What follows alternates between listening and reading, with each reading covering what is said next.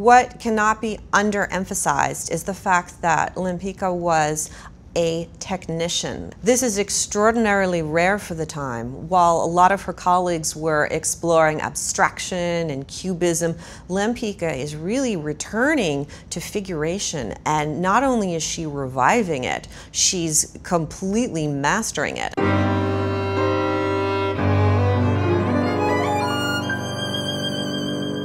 Lempicka came into prominence in Paris in the 1920s, and she had a bit of a dilemma being a female artist because she had to make her mark not only stylistically, but also with her persona. Many times she would stage press conferences where she would make a grand entrance sweeping down a staircase dressed like Greta Garbo, and in fact in her memoir she talks about once being mistaken for Greta Garbo, and she thought that was just fantastic.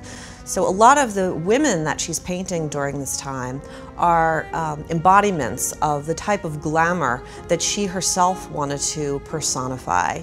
For the painting that we're selling in November, the woman pictured is actually a prostitute who she encountered in a park in Paris.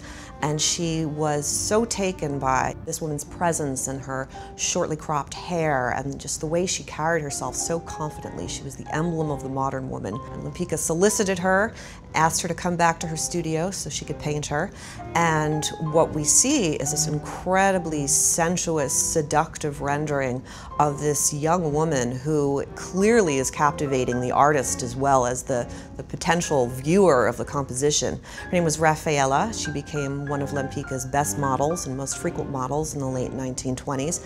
And interestingly enough, when we look at her in comparison to some of the Hollywood film stars of the day, like Louise Brooks, you can clearly see similarities, and that was no accident. Lempicka is going for that Hollywood glamour that has come to epitomize what is beautiful in 1920s fast and modern society.